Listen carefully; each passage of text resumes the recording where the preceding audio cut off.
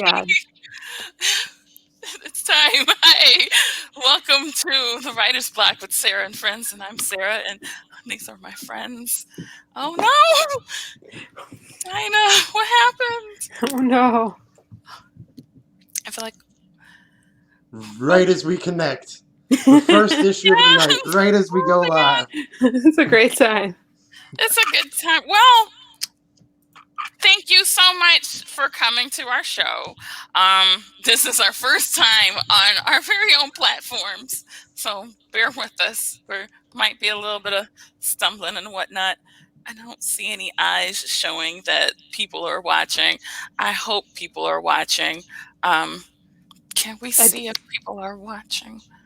I did send my parents the Facebook link. Okay, because apparently YouTube is still taking over 25 hours to show that things are working. Let me see. I'm going to our writer's block page, see if anything's happening from my cell phone. I think I am the eye that's in there right now. Oops. Oh, Oh, I see it's happening. We're live. Okay. So thank you, Trevor, for that eye. Wonderful eye. Okay, so I don't know why I'm super nervous today as opposed to any other time that we've done this. This is just another show. Just another show, different location, different time, different day of the week, different weeks. Yeah. same us. Same us. Same old same. But yeah, so what we're going to talk. Oh yes, we are going to read. I know a few people have probably watched it before when we did it the first go round. We're doing it a little different today. We're reading the Sweetheart Strangler, and that was originally part of the 48-hour film fest. It was a short film, about 7 minutes or so long. There is a link that I can include as well. Where is that? Right there.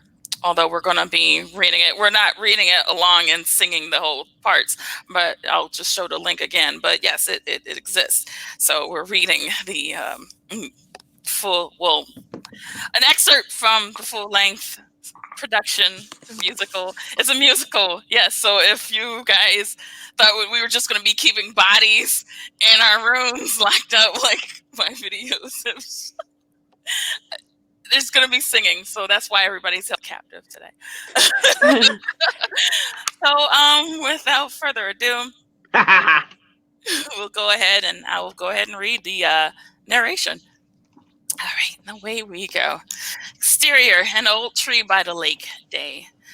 Gerald Drayback, successful true crime writer, is sitting by a tree, banging away at his typewriter. There's a stack of books and a rock glass full of bourbon.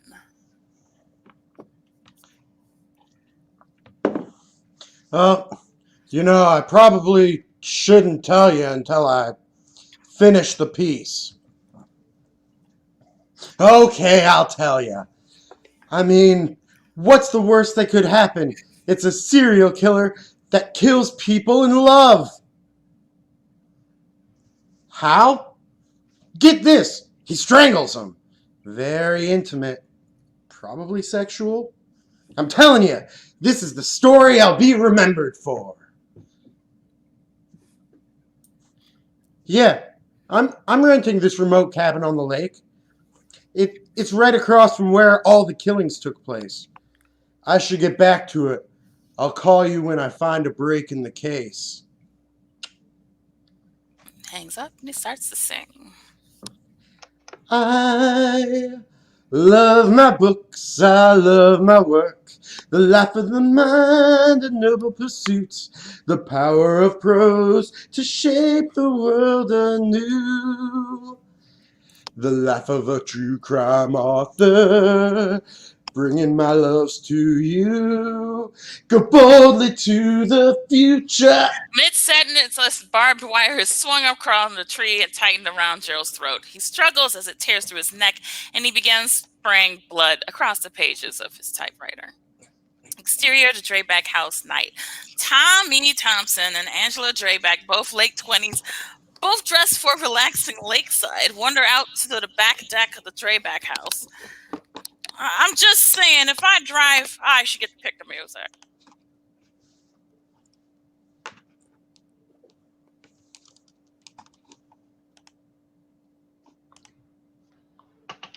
You like my music and you know it. Tommy starts humming, "Look What You Made Me Do," and then looks towards the water, perplexed. This is weird, right? We're a little late, but your uncle's not even here.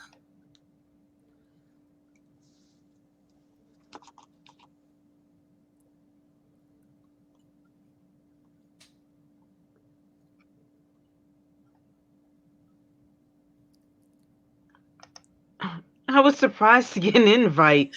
Normally, he hates to be interrupted when he's working on a story. Angela has a fire poker and is tending to the fire nervously, while Tommy snoops around the kitchen. I think your uncle knew he was inviting us out here for a romantic getaway and decided to give us some alone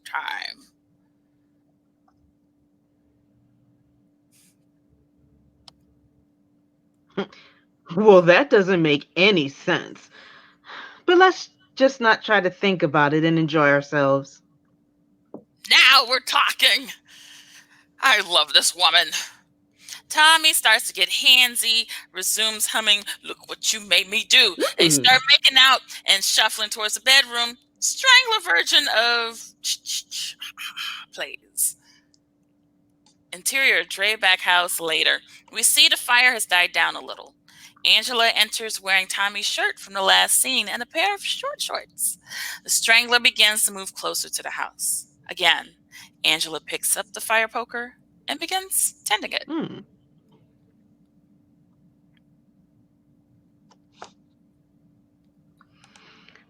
Now I'm really getting worried, Tommy. It's late. Tommy enters wearing Angela's shirt from earlier. Maybe he's porking some backwoods lady he met at a bar.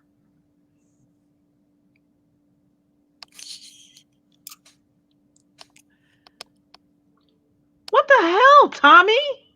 Well, the more I think about it, it is really strange that he would invite us up out here. Tommy points at Angela's purse on the countertop and yanks out the card sticking out of it. And who sends an invite with a Hallmark card?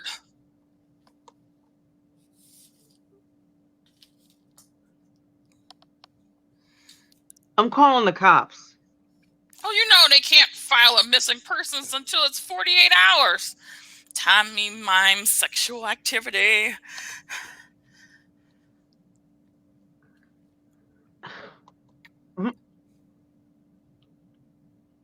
My uncle is missing. Can you at least act like you give a shit? Is this even love or is it just lust? You're so immature, not someone I can trust. Whoa there, where's this coming from? Some hidden anger. Come to light. I came to this cabin to fuck, and you came here to fight.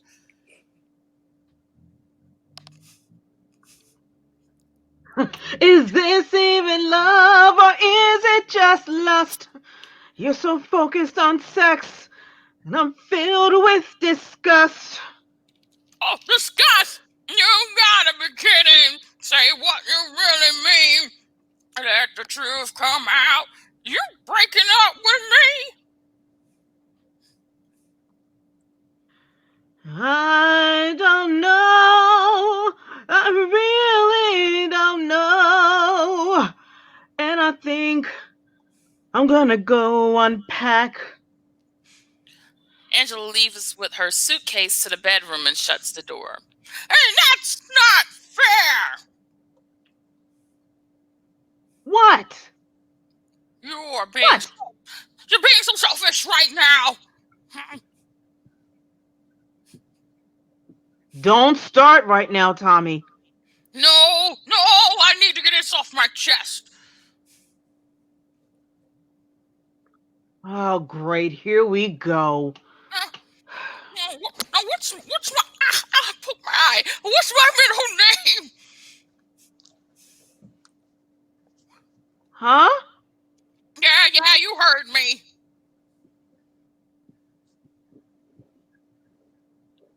Brad? Ah! It's David! You should know this.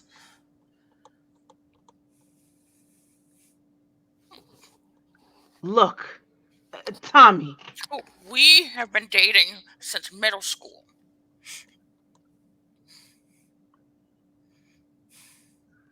I bet you don't know mine. It's Patricia.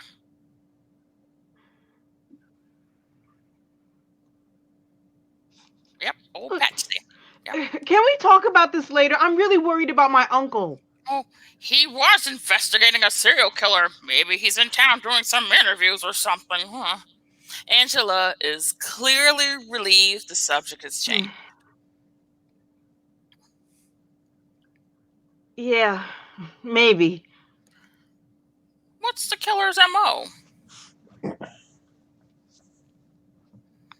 Not sure. But my uncle nicknamed him the Sweetheart Strangler. Pretty catchy.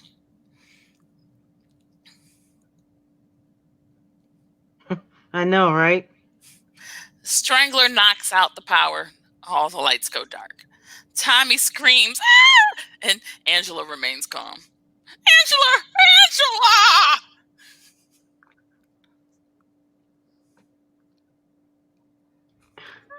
Look, relax. I'll check the breakers. The Strangler has entered the house and turns the corner into the kitchen, looming behind Tommy with his wire taut. You know, I'll be honest. I wasn't sure, but after that fight, I think I know now. What's that? I can't hear you. I think we should break up. Oh, come on. Tommy sees him and screams, "Ah!" Angela is resolute. Who the hell are you? Robbie Joseph Landon, don't you dare strangle my boyfriend. How do you know his full name and not mine? You know I only kill people in love, right? Now the name makes sense. It doesn't look like I'll be killing anybody here. Excuse me, like you know anything about our relationship? Oh, you're one to judge. What's that supposed to mean? Oh, this psycho cares more about us being together than you ever did.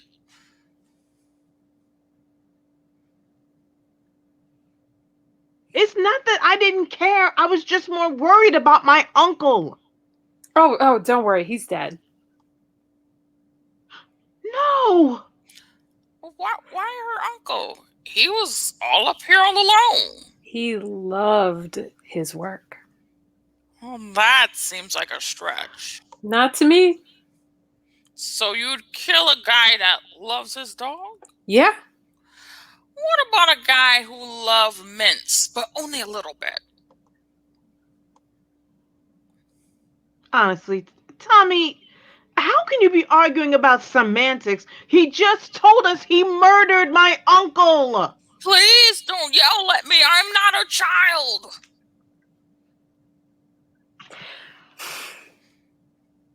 Angela moves to the telephone.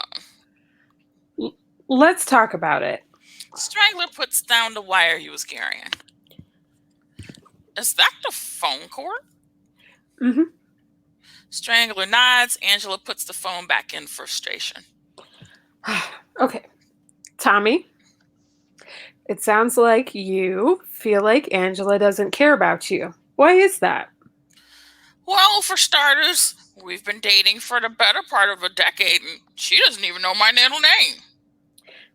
Angela, why didn't you learn his middle name? I don't know. We never really went out on dates. We hung out with the same group of friends, and then we just kind of became boyfriend and girlfriend. So you thought, why not? Well, look, I wouldn't just date anybody. I mean, I do like you, Tommy. I just need some space. Because being with me all the time makes you sick? Hold on, Tommy.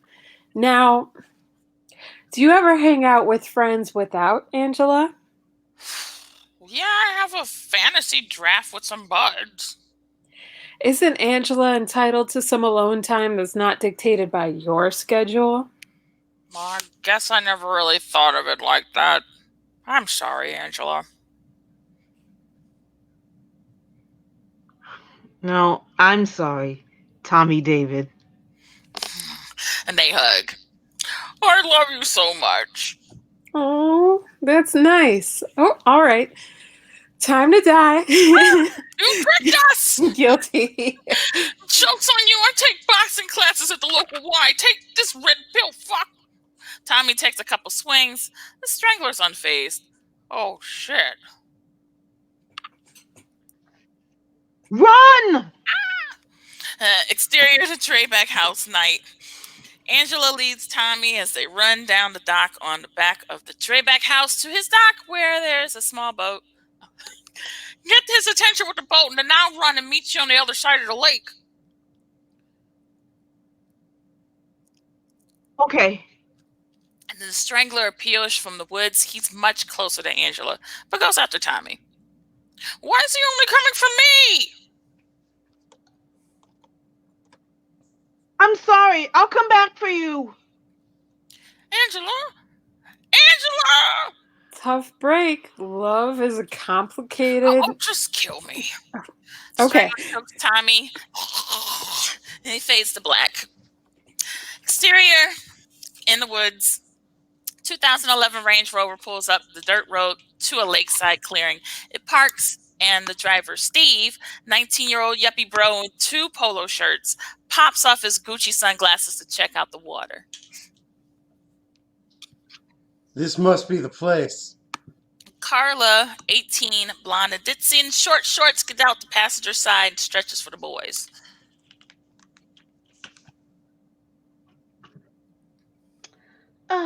It's beautiful.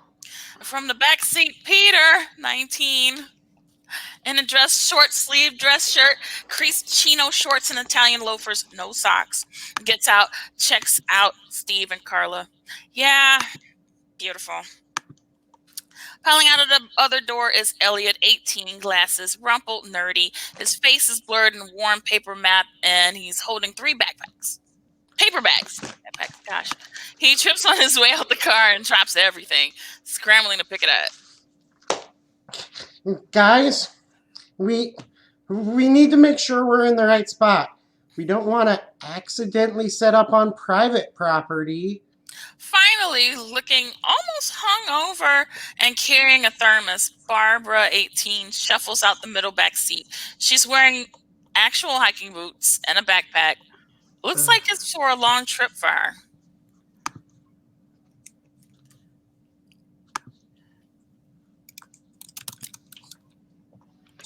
Take a chill pill, Elliot. Ooh, water's beautiful. All right, let's get the party started. Then open the back lift gate of the Range Rover and out rolls Jimmy, 20, sunglasses, greaser outfit, actually hungover. He pulls out and lights a cigarette. Are we there yet? Cool, Jimmy. I love this guy. Oh, yeah? Well, I love him more. Okay. From the back of the Range Rover, they pulled out a giant cooler and a cardboard Jack Daniels box with a few bottles, red Solo cups, a small bong, and an oversized bag of grass.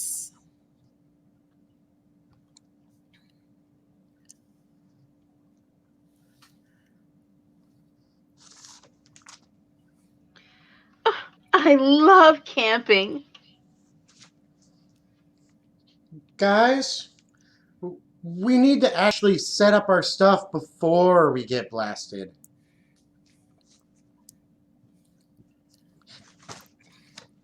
Scared something's gonna get you in the dark? Yes, that's what I've been saying the whole way up here. Huh, pussy. Does no one else watch the news? On Monday mornings when I'm on the toilet, I'll watch Last Week Tonight. I mean the local news. There's a killer on the loose around here. A strangler. I got 8 inches he can strangle.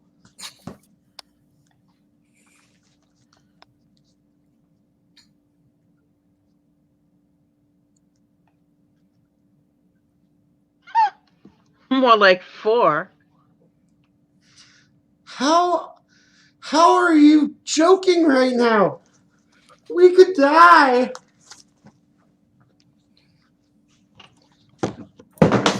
Gonna live forever song. We're gonna live forever. Our youthful blood makes us invincible. Sometimes I put it to the test. I get real high and drink and drive, and then go the wrong way down I-75. And then the cops chase me, I get 5 stars. And then the army sends the tanks and cars. Then I enter the cheat code, climb up the mountain and kill everyone. I'm gonna live forever. Call me the new Jesus Christ. Where's everyone going? Take a shot at me, stab an artery. Ain't no mortal gonna take me down. Exterior to Lakeshore afternoon. Jimmy is leaned back in the beach chair holding a fishing rod, which is cast out in the lake. Peter approaches and puts down his own chair. Fishing, eh? You know, I love fishing. Peter pulls out a rod and casts it off into the water. Under the water, the Sweetheart Strangler swims to Peter's fish hook and wraps it around his gloved hand. He starts to pull on the line, and Peter thinks he's got something. Oh, my dad used to take me fishing every summer. Peter is up out his chair, fighting to hold onto the pole, which is beginning into the lake. All those quiet afternoons just sitting together with a line in the water. Jimmy was just fishing to impress Barb with outdoorsy things. He looks around for her and doesn't see her. Jimmy looks over at Peter, slides his sunglasses down. I don't really give a shit about fishing. Jimmy gets up, drops his fishing pole, and wanders off. Peter looks around, still fighting with his fishing pole. Cool, Jimmy. You're right. Fishing's lame. Who cares? Peter looks forlorn, giving up on a big catch, but drops the fishing pole and wanders off after Jimmy. It flies off into the lake before the Strangler lets go. And there is a Peter unrequited love song that is sung, but we don't see it because it's not in the script. So we go to the exterior campsite later. The kids are hanging out at the campsite, which is now totally unpacked. There is an improvised bar made with the coolers and liquor bottles, a hanging cloud of pot smoke. Elliot has built a fire in the center of some folding camp chairs, and everyone is relaxing in their own way. Now, this is how I want to spend my weekend. Steve grabs Carla and they pose for a selfie. Carla looks at her phone with confusion.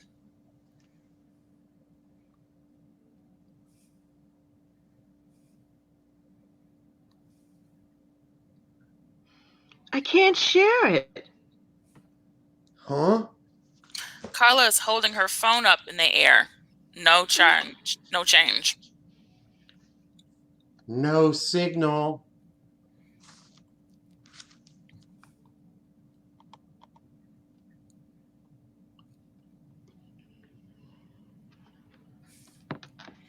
That's the whole point, isn't it? Roughing it. But I won't get any likes or hearts. I like you, babe. He gives her a really aggressive kiss that's kind of gross.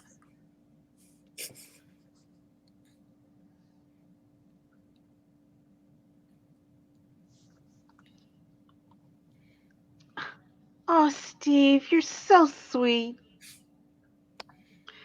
I'm going on a hike before it gets too dark. Anyone want to join? You shouldn't go alone. I'll come with. You guys can hike. I'm getting my drink on. Speaking of, hey, Pete, How you doing over there? Pete is pouring liquid out of a cocktail shaker into plastic cups carefully. Just about that time, everybody. Peter hands each of his friends a cup. They all take a long drink and wince at how strong it is. Oh, yeah. That Admiral Nelson really knows how to kick. They all struggle to swallow it down. Exterior campsite night. They're clearly been sitting out drinking and smoking for hours. Barbara's giggling in a folding camping chair. Elliot is drunkenly reading on a log. Carla and Steve are cuddling, and Peter is standing in front of the fire. And that's when I say, "You're a real son of a bitch, Roberta." Everyone laughs too hard because they're plastered. Carla nudges Steve a little.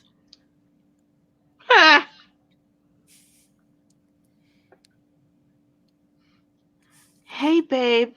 How about we go for a walk and find someplace quiet? Steve gets the idea and winks at her. She stands up and does another unnecessary stretch.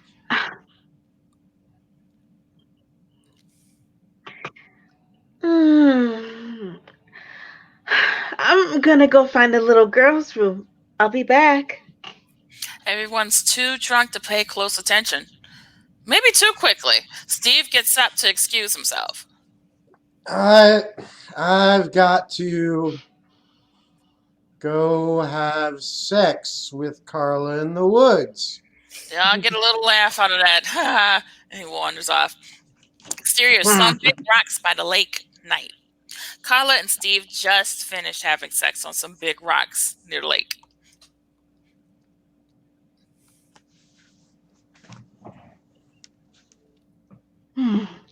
That was great. It was okay. I'm going to take a quick dip, then sneak back to the camp. I'm sure everyone's asleep now.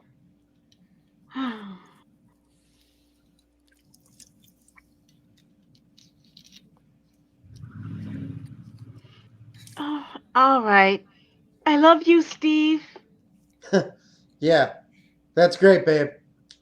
Steve jumps off into the lake. We hear a splashing sound. Carla is laying out under the moonlight using his shirt as a blanket.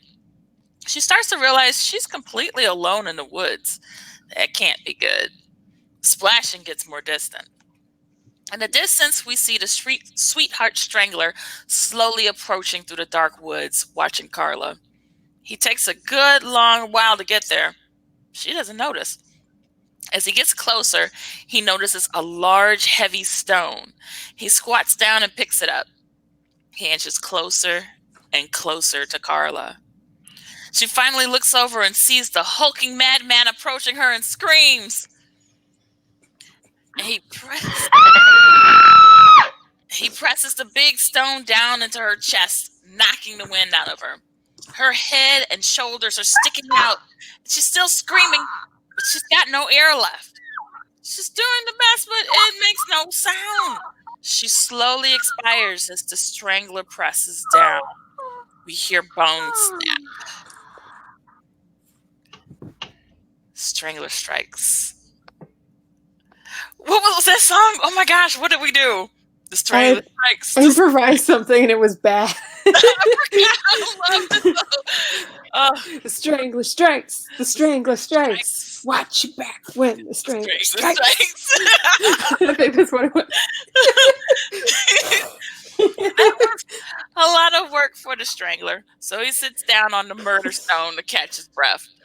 We hear the splashing of Steve swimming get louder. He's coming back. Strangler considers murdering him. He leaves. Steve wanders back from the lake. Oh, hey, babe. You gotta give this lake a try. He sees Carla's dead body crushed under a rock and bleeding. He screams. Exterior campsite moments later. The other kids are fireside. Peter's playing his acoustic guitar poorly. Jimmy has a harmonica and is jamming with them. Elliot is listening and dancing a little. Barbara is a little stoned and enjoying it. Peter's singing and starts harmonizing with a sound approaching from the woods. It's Steve screaming. She's He doubles over to catch his breath, panicking. What's wrong? Where's Carla? She's dead. This whole party's dead, bro. No, dead.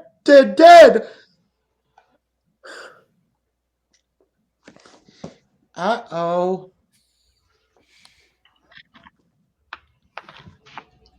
What the hell do you mean, Steve? Dude, what did you do? Nothing. She was crushed by a falling rock. Falling rock? Yeah. Falling from where? We're not in the mountains. I don't know. Maybe a squirrel carried up in a tree.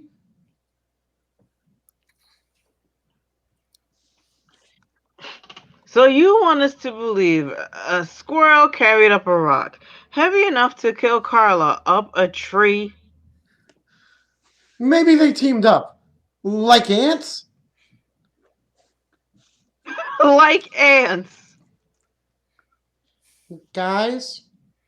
Steve, what the fuck did you do? I called it. I knew he didn't love her back, but I didn't think you'd kill her. Guys? They all notice Elliot, maybe for the first time. It wasn't Steve. It was him. They're all confused.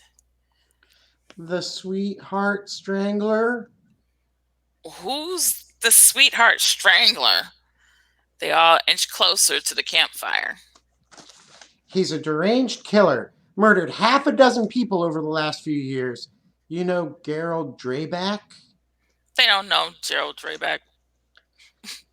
The famous true crime author. The barbershop slasher. The Main Street butcher. The Little Caesars pizza child killer?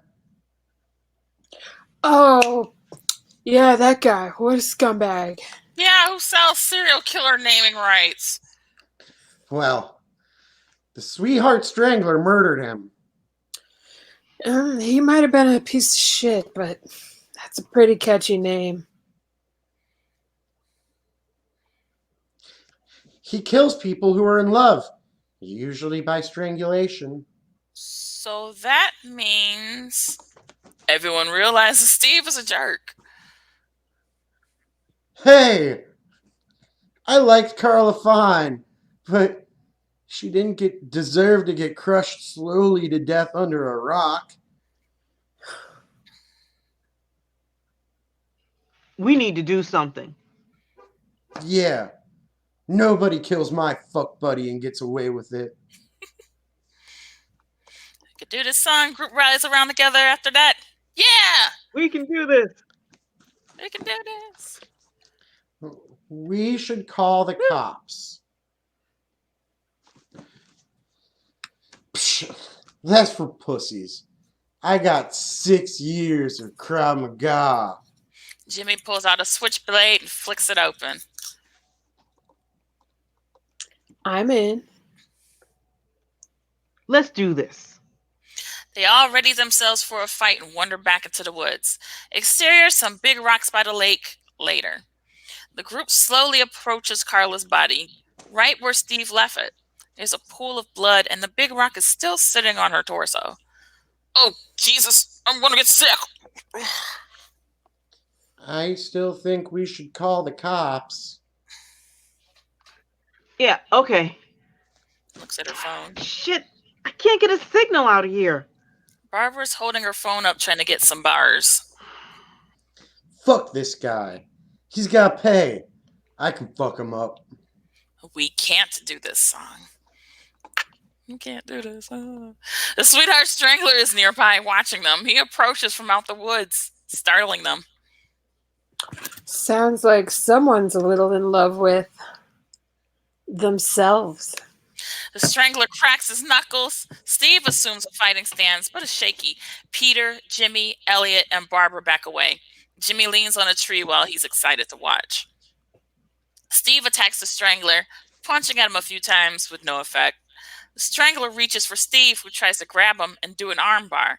The Strangler reaches out with his other hand, gets it around his throat, and turns Steve around.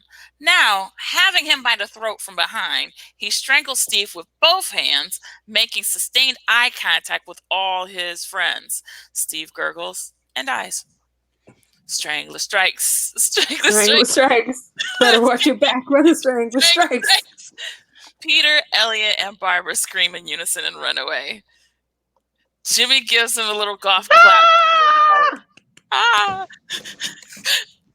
Exterior campsite, night. Screaming is heard in the distance as Peter, Jimmy, Elliot, and Barbara run up from the campsite like Steve did before. They all double over, catching their breath.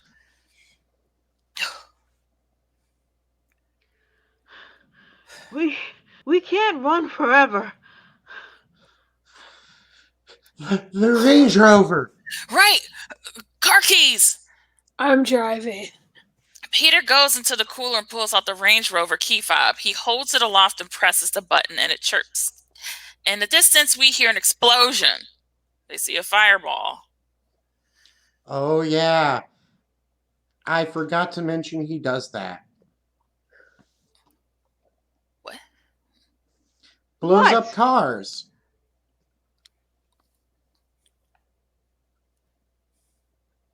Why wouldn't you mention that? Why are we even camping here? I was hoping to get to see where my favorite author died.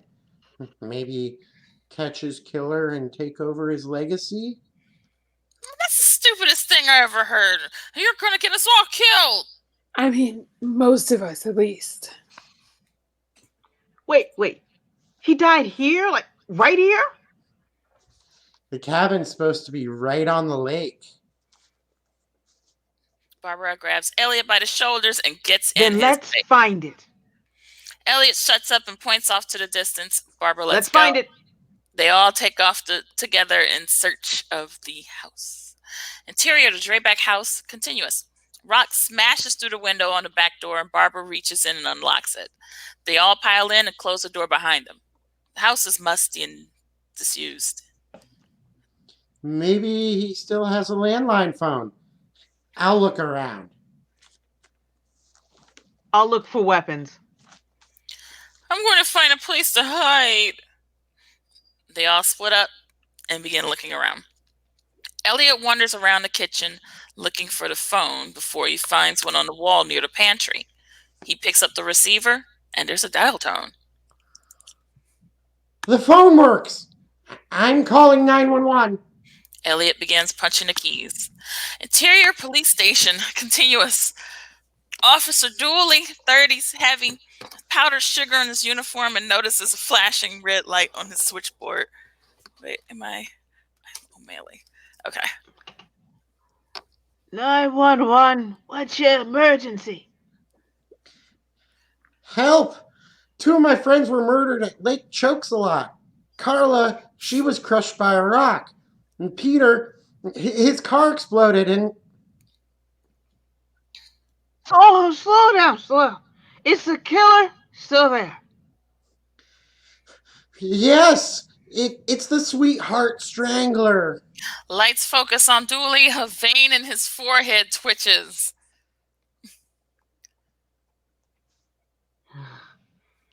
These damn kids with their silly pranks, don't they get it? That with every crank, wastes the taxpayers' money and turns them into some hoes. We're trying to stop the kids from blowing coke up their nose. Jokers keep calling about a strangler. I'd rather eat donuts in my Wrangler. Hang up. Interior to Drayback house later. Lights shift back to Elliot and friends. Hello? Hello? He just hung up on me. Interior police station, continuous. Lights shift again to the police station. Dooley slams the phone down on the receiver. Yeah, I hate kids. You should still check it out. Hey, O'Malley, sit on this. Dooley flips him the bird. You want to finger my butthole?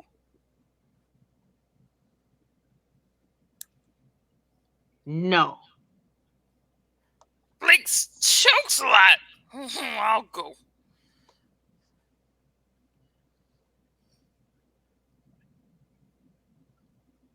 Nah. Nah, I'm going. I'm gonna give those kids a piece of my mind. Dooley slams the phone, straps on a gun belt, and puts on his big sheriff's hat. He heads for his patrol car.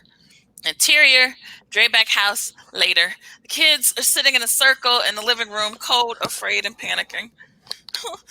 We're all alone. No one's coming to help us. We don't know that. He sounded pretty angry. I used to make crank calls. Sometimes they'll send an officer to yell at you.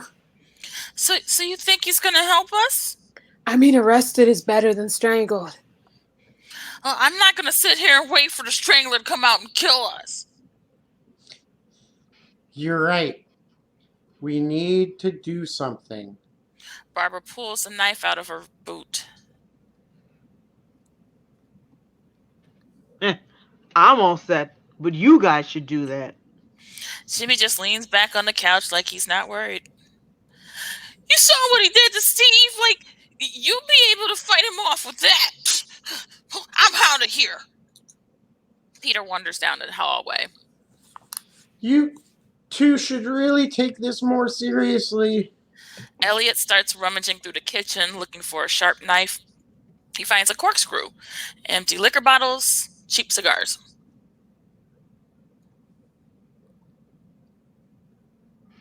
It's not that I'm not taking it seriously, Elliot. It's just that if we see this guy again, I think we need to just run.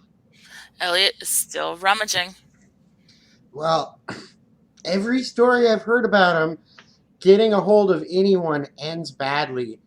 So you might be right. Jimmy looks worried, despite trying so hard to hide it. Interior to Drayback house upstairs, later. Peter is wandering around the bedrooms looking for a good hiding place. He hides under the bed, then behind some curtains. Finally, he notices a walk-in closet. Peter gets into the closet, shuts the door behind himself, and cowers behind some clothing. Bunch of jerks. I bet they'll all get strangled. Peter's just sitting alone in the darkness. Interior to Drayback house, night. Lights down, lights up. Dooley arrives at the cabin, notices the exploded car, and knocks on the cabin door.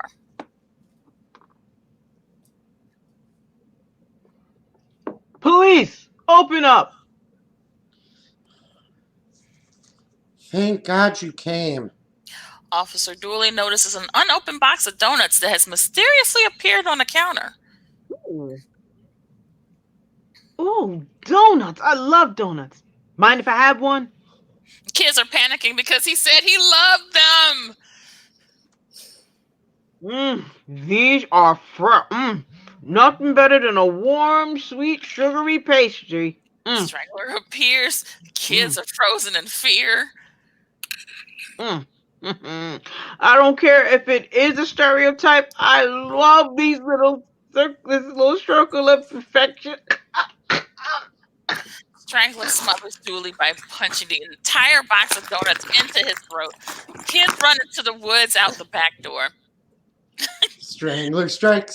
The strangler strikes. Better watch your back or the strangler strikes. Exterior bonfire near the water continues. Strikes. Jimmy, Peter, Elliot, and Barbara are panicking around a bonfire near the water. Elliot is looking through binoculars at the house. Wow, Elliot, glad you called the police. Yeah, I thought we were safe for sure. Peter gets close to Jimmy and puts a hand on his shoulder, which Jimmy quickly shrugs off.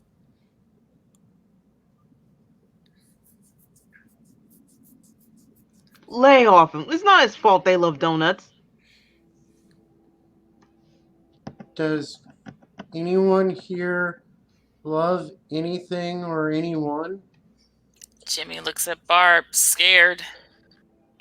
Barb loves Nick Jonas. Panic ensues.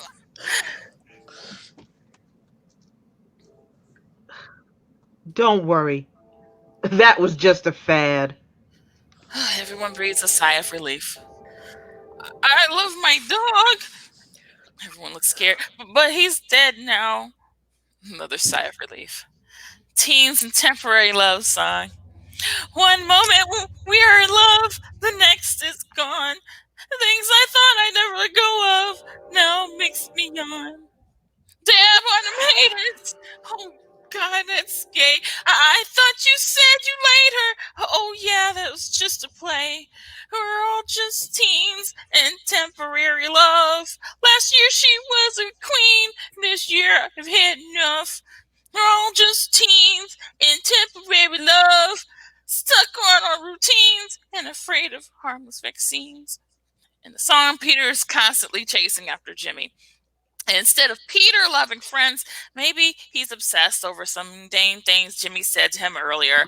Like, you're the best, Peter. Oh, why would you say that unless... And Peter falls in love with Jimmy, recalling a bunch of mundane things that he said to him up until this point, confusing it for a profession of love like shitty love detective. Strangler shows up and kills. Peter, got a second? Anything for you, Jimmy? I know there's a road through the woods back past the house, and I was wondering if you'd... Yeah, I'll go. Great. I'm gonna hang back here with Barb and Elliot. I think it's better if I went with someone. And leave Barb with Elliot? Elliot's a defenseless book dweeb, and Barb's a woman. But you'll be fine. You've got nice big muscles. Jimmy squeezes Peter's arm. Oh, okay, I'll do it. Thanks, Peter. You're the best. Jimmy walks away. Peter looks at his arm and then reaches out towards Jimmy. Exterior into the woods, night. Peter is staggering through the woods to reach the freeway. Panicked and bloodied, his eyes dart around, perplexed. Peter's talking to himself. Oh, you're the best. You're the best. Peter, nice muscles. Strangler's voice echoes throughout the woods. You like him, don't you? Peter, startled, and looks around to find him, but can't. Wait, no, I'm not gay. Am I? Be honest. It's just you and me out here. Oh, shut up! I know what you're doing. Jimmy talks about you a lot. Good things?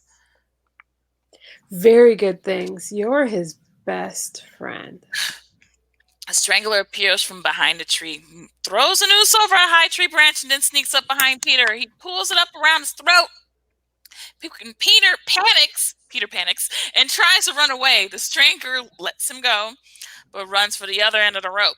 Once he gets it, the strangler quickly wins a tug of war, pulling Peter off his feet, then up into the air. He struggles for a minute, and then he dies. Strangler ties up the rope, linking the cords dangling in the moonlight. Strangler strikes. The strangler strikes. Better watch your back when the strangler strikes. The survivors have regrouped in the woods. I'm thinking we can just hang out till morning. That's it? Yeah, sure. Why get his attention? Just keep to ourselves. Escape when the sun's up. We are so dead. Look, don't say that. We can escape with this car. That's if he's not rigging it to explode right now.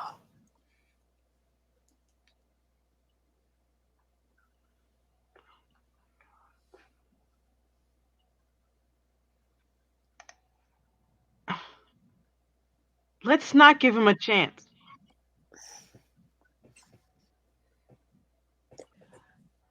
Jimmy thinks on that and lights a cigarette. All of us rush him. Worth a shot. Rush him? That's your plan? This is dumb. Really dumb.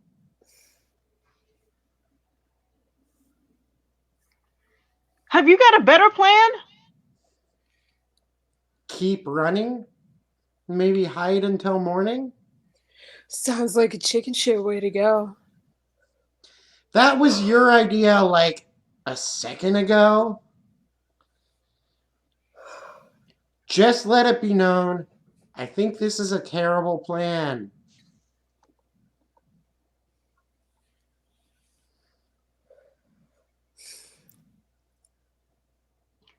Noted. Jimmy gives him a very patronizing nod. They begin to walk together towards the car. Exterior cabin driveway later. Cut to the Strangler killing Elliot. He has rolled up one of Elliot's Gerald Drayback novels and is shoving it down his throat. Elliot looks at his friends in smug terror. Strangler strikes. The Strangler strikes. Better watch your back when the Strangler strikes. Strikes. Strikes. You were right. Terrible idea. I told you so. Quick, let's go. His car is right over there. Barbara points towards this clearing. Jimmy realizes something. I don't have the keys. I thought you had the keys.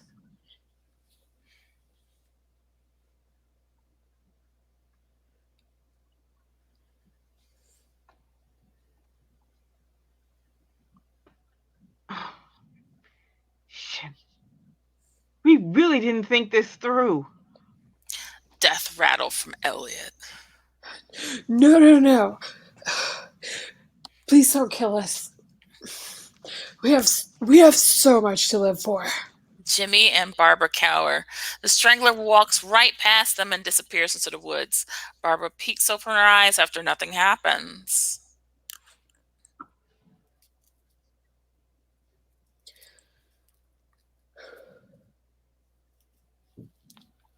He's gone? Elliot was saying he only kills people who are in love, and I don't love you. I don't love you either. They hug in celebration. I don't even really like you, to be honest. Okay. Car explosion.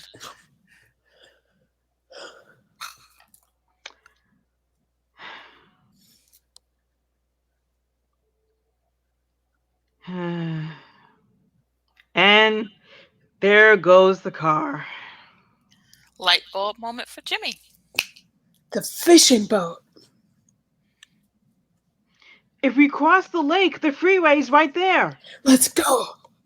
Exterior running through the woods later. Barbara and Jimmy are running when Barbara rolled her ankle. Ugh.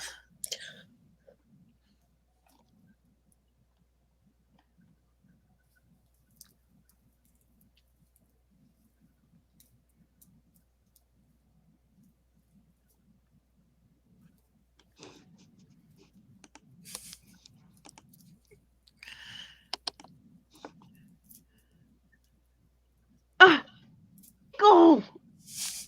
Jimmy looks around. There is literally nothing to trip over here.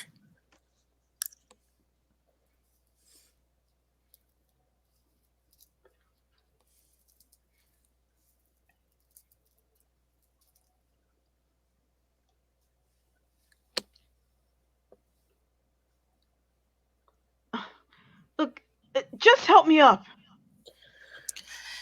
Jimmy struggles to get an arm around her. They continue.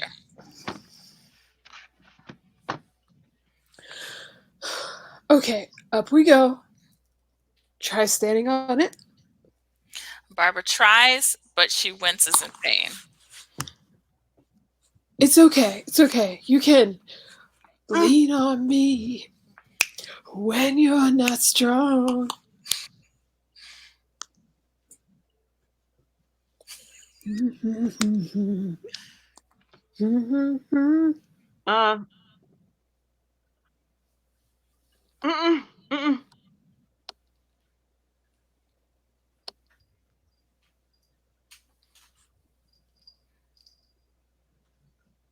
Or I could just use this big stick.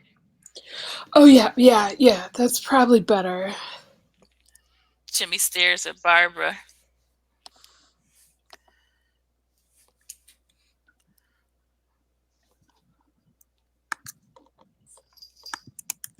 What?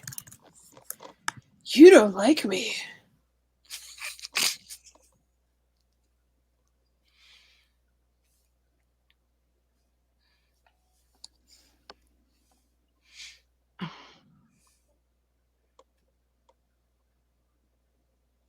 Wait. Is this really the best time to have this conversation? But everyone likes me. I'm cool Jimmy.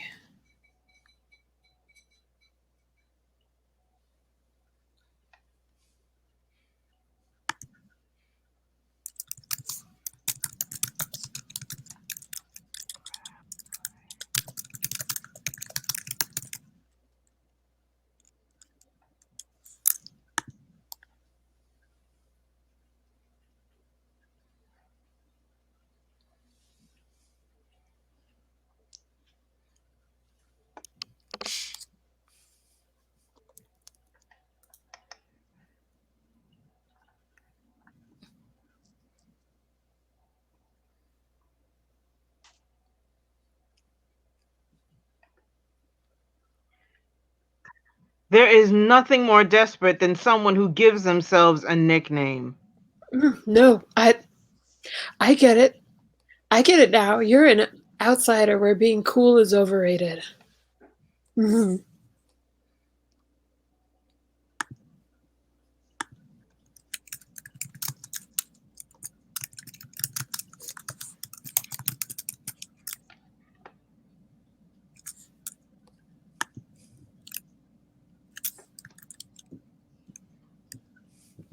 Oh,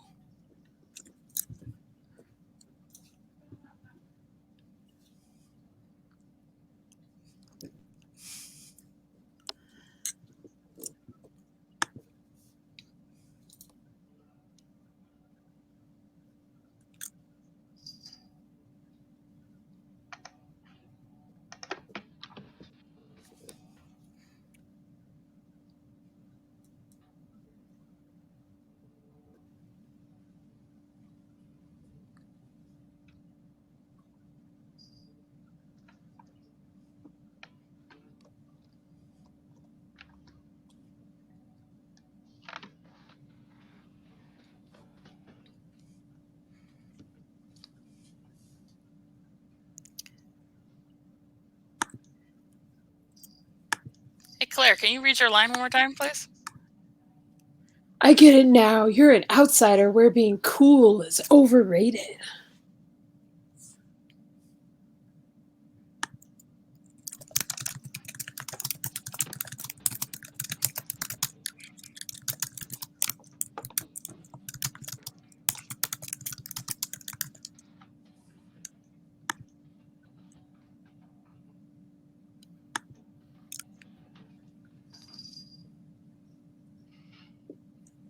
Mm.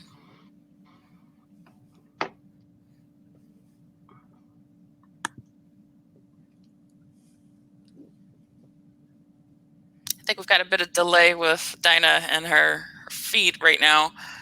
Let's see here. We've got 6 pages left.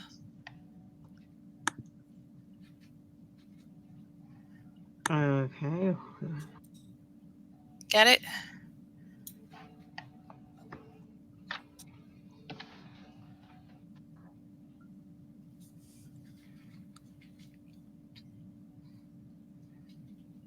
Oh, we can call it and just pick up where we left off next time.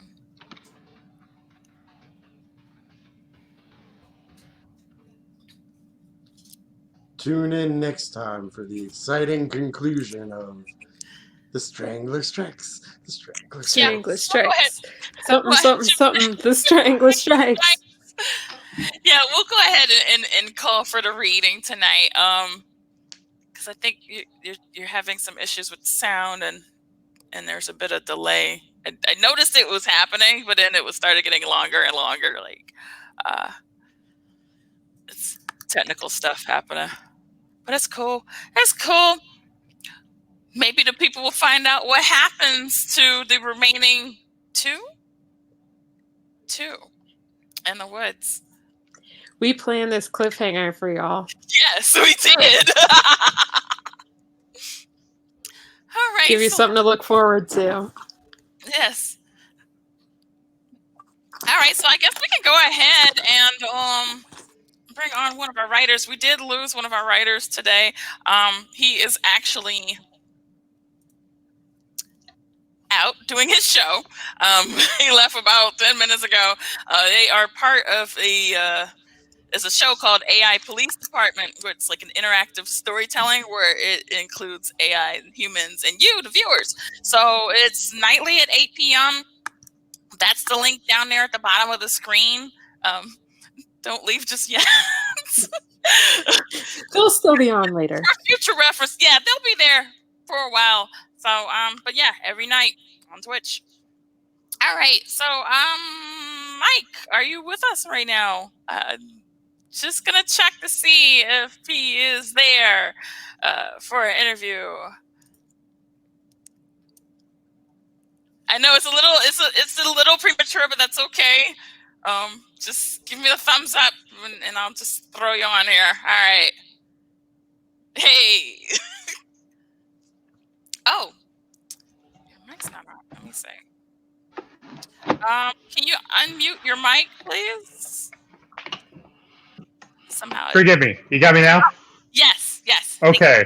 So I was just warning you that I'm eating a taco because we got done a few pages early, and I don't want my taco to get cold.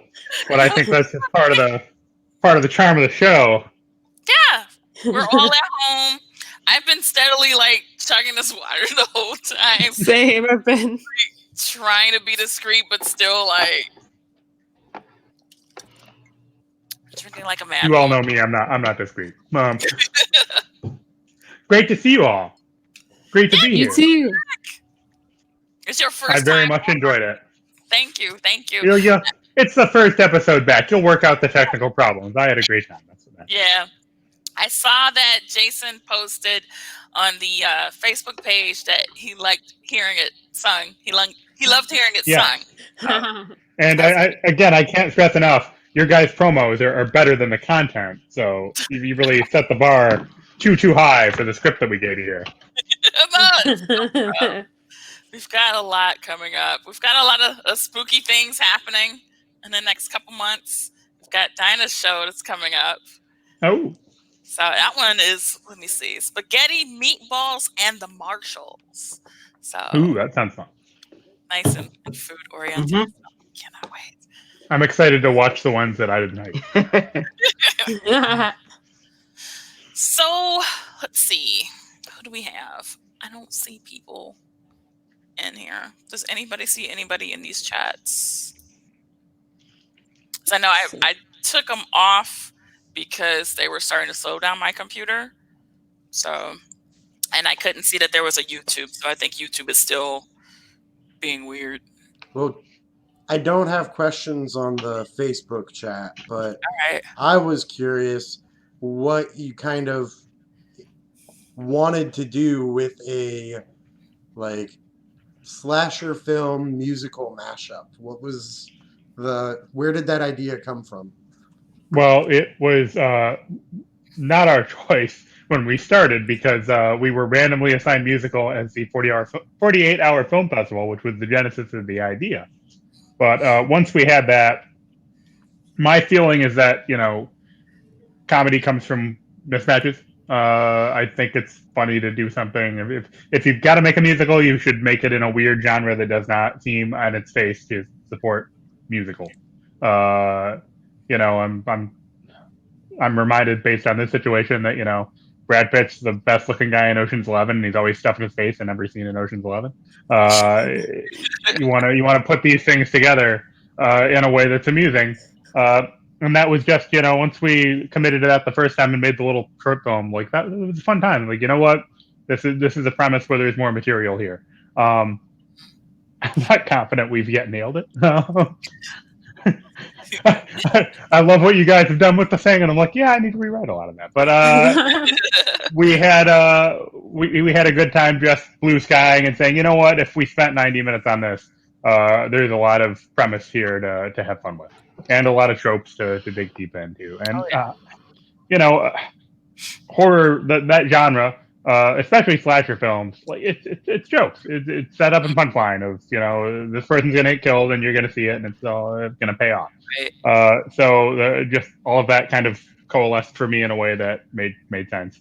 And the musical side of it, again, it's all production. It's all contrivance. The same way that musicals work to me is the same way that horror movies work. We're all just going in for a weird kind of a ride. Right. That's the eating bit also makes me think of Columbo. Like I love the constant just One more thing. Much like Brad Pitt is the most attractive one in the room. He's always the smartest one in the room, but he's also eating fistfuls of rich people's grapes while he figures out how he's gonna arrest them. But and that's more me, the lazy eye and the coat. What were your I've done 48-hour film festival before. For those of us who are watching and might not be familiar, you get Sorry. Oh no, we're all figuring this one out. But you get 2 days there's a bunch of teams. You get 2 days to make a movie, but your team doesn't get told what your movie's about till they start the clock. Pretty much. It's simultaneously so fun and so stressful. But what were your other prompts that I should say I've done it in another city, so I don't know quite how to do it here. What were the other? Good question. So Gerald Drayback, that character name was given to us. His profession as a novelist was given to us, and there's a line which I don't think is in this current version of the script. Maybe it will happen again. Was a required element that we had to use in there. So again, for where we wanted to go with it. That worked really well for us. That was kind of a putt to incorporate that line and some guy who's a novelist and the other crap that we had to do. And I don't know. It's easier to me to be writing with some guidelines in place than just looking at a blank page with no idea what I'm going to do with it. If you tell me I have to write a musical, I'm going to kind of work in spite of that guideline, but I think that just it focuses you to again do the unexpected thing and write something that's I love rom-coms, but rom-com musical, I've seen that many times. So if I got to write a musical, I'm going to go somewhere different with it. Nice. I put in there, just add a little ticker for people who are interested in the 48-hour film festival in general. There might be somebody out there hey, that sounds fun. I got it. Speaking of, is there one? Because I know they usually do one around this time of year too, right? For Halloween. No horror one this year because COVID. It was too much. It was so much work that goes into something like that the more niche second contest they couldn't do. You'd have heard about it already, Sarah. You've been in many of my 48-hour films. Yeah, we've done a lot of different festivals, different films. There's a lot on the page. Put that in the crawl. Send them to my YouTube channel I don't promote. I know. The festival, I put the short on there in case people wanted to see it. I tried to add it in there, trying to promote things. I'm trying. You're doing more than I am to promote. This show, my show, anything. I try. So, let's see. What else? I'm trying to think. Oh, music. Is there any particular genre that you think of when you think of each song? Because I know there were some that it would kind of like a bookmark or a footnotes, hey, the song is going to go here. This is me. This is definitely I'm looking forward to and dreading when you guys get to the second half of this script because it doesn't end right now. It just sort of stops at page 80. And the songwriting is that's another path even beyond that. So it's all very much up in the air at this moment as to exactly how those things get worked out at the very end. But Yeah. I think the way to approach that, as someone who is not a musician, hasn't written any other musicals, and really doesn't have any uh, authority in which to put out this thought on how to write a musical, I just always look at it the same way I look at like wardrobe and production design things. Is you look at it from a character perspective and think about, what's this character like musically, and some of them are, cool Jimmy's, lazy 2000s corporate punk rock, stuff like that. Because if it sounds true to yourself when you thinking, yeah, it's that asshole probably is like that, then that's probably the right way to go about writing the song. How will that pay off? I don't know. But that's kind of my thought process and the way I approach that. But yeah, good question. I'll figure that out someday. All right. Nobody's gonna give me money to make this movie anyway. I can just throw up a GoFundMe real quick and set it up and just put the link at the bottom. I mean, You never know. As long as you use the Strangler Strike song we came up with. Oh yeah, you're getting Oh, credit yeah. on that. Royalties. Very special thanks. Yep.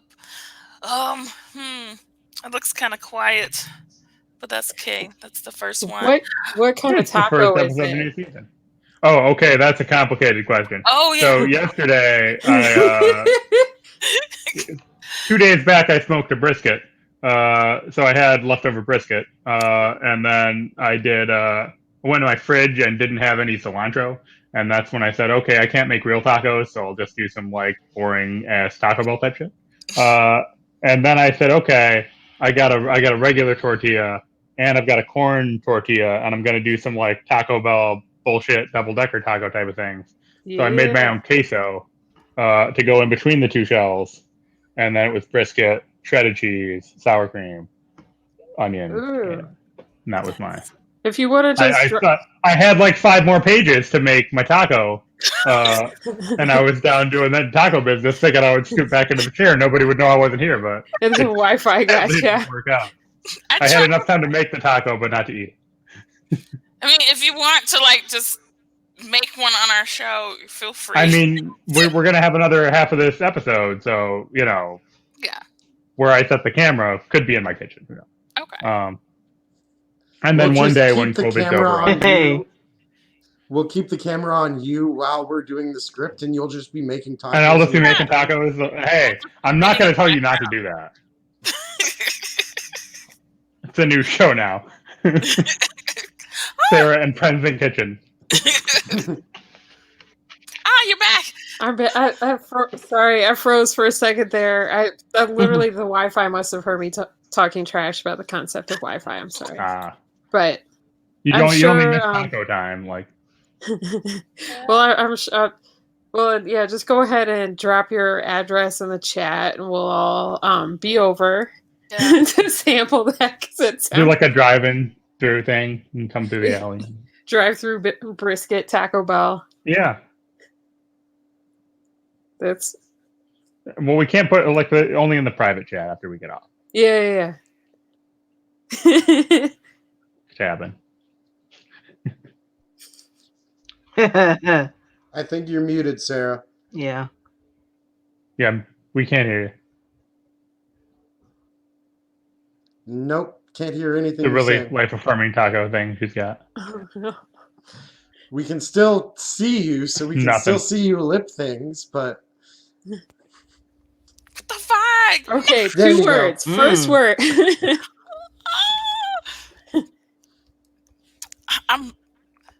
That can't be happening now. No. Can y'all hear me? Now we can. yeah, we can. Because I was about to just start cussing. It's like, okay, if they don't hear me, I'm just gonna cuss and cuss. You go off and say what you actually think about everyone here. It's like, I don't know why it was flashing. That was weird. That was scary. Not a bit's over. Damn it. Now, I think everyone on the cast except Trevor has had tech problems. So, Trevor, start figuring out what kind of tech problems you want to have. Your turn. That's a good question. I'll think about it and let you know next episode.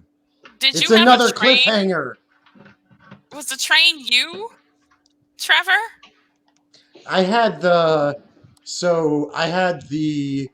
ABBA playing in my apartment in the upstairs apartment last time. That was my technical difficulty, but I got that sorted. I told my upstairs neighbor, no copyrighted material, please, during this hour or so. We're But good to go.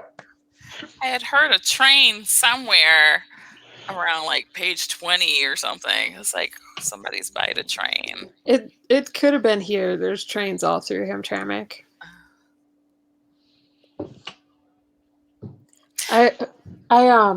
It had been a while since I read this, and I forgot how many different MOs the Strangler has. I had my wire ready, my fancy. Yeah, you did a great job phone with charger. that. There's a lot of good physical acting in the webcam milieu that's, I think, unique to the show. That doesn't. Yeah. No other medium for that. It's great. The learning how to do costume changes while staying seated is Yes, my I favorite appreciate the part. production value of the show, guys.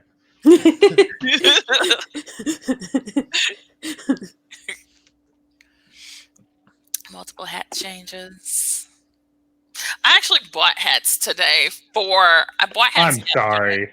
No, I need boy hats. It's like I play characters and I'm like, I can't just use the one hat in the FBI hat that I ripped the scenes out of. So I got As long as that's what you want, Sarah, and you didn't buy hats just for me.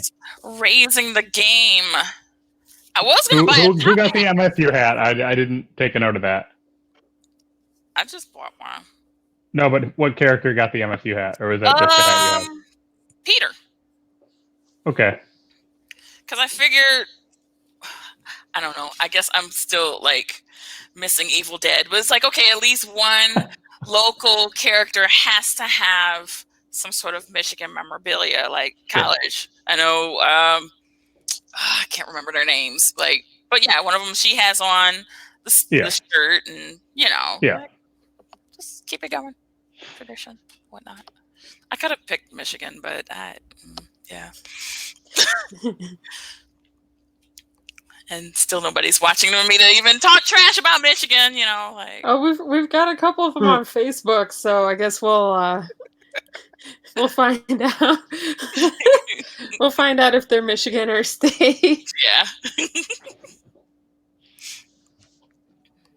But yeah, that's pretty much it. I was thinking about going back tomorrow for a top hat that I found for $8, and I kept convincing myself not to get it, but it's like, well, we might do something Charles Dickens for Christmas. I don't know. There's at least a couple Oldbro characters you could be wearing a top hat for. Like, yeah. That's true. I just want you to have that hat now. That's the one I'm going to co-sign. Get it now. I have to. Like Monopoly Man the musical. I had thought Abraham Lincoln, but now, yeah, Monopoly the musical. I still don't know about buying houses and hotels. But yeah. And a nice little stuffed rabbit out of a hat.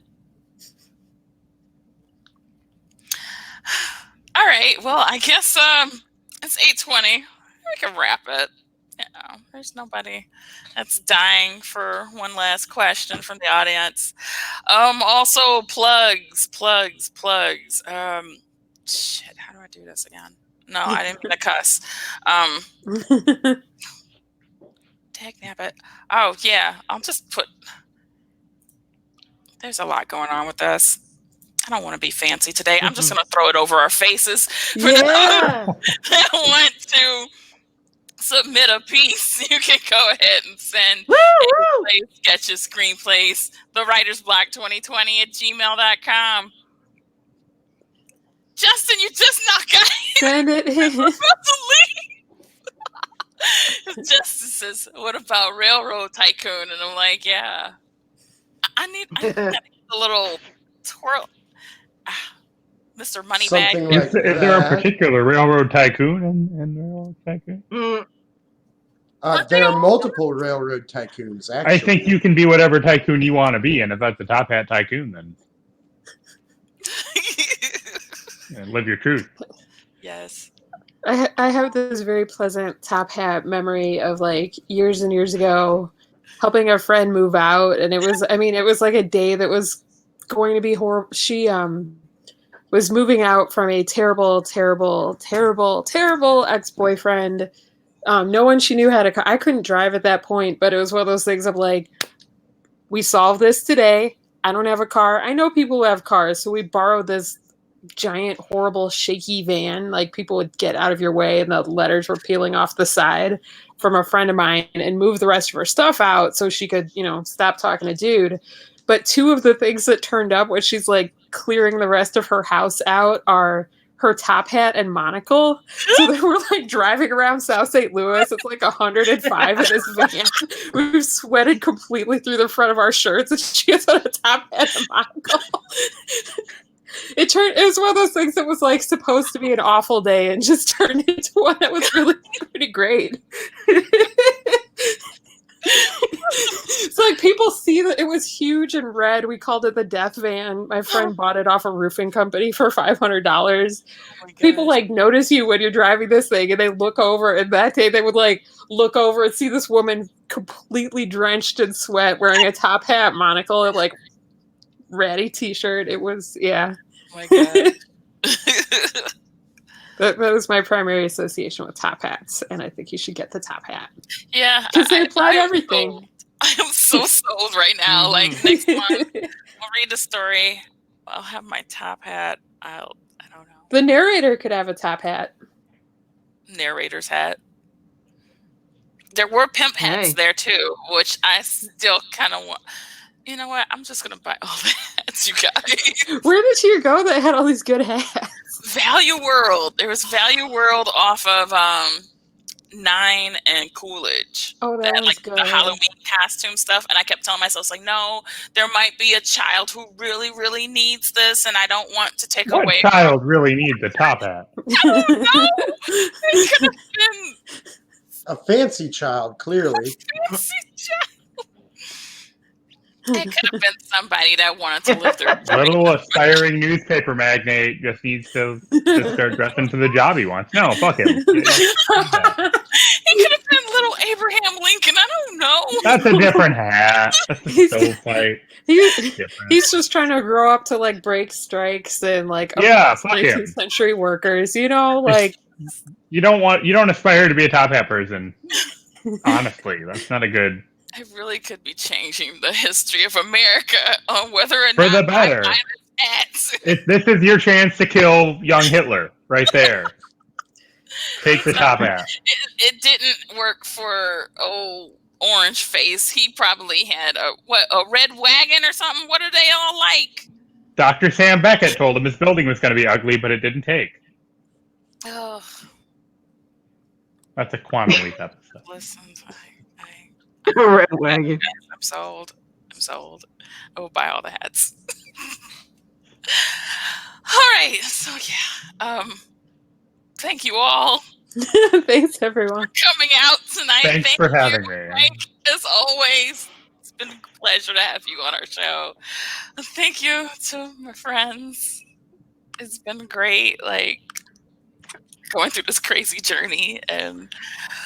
All right, so we'll see y'all next month. Take care. Thank you, guys.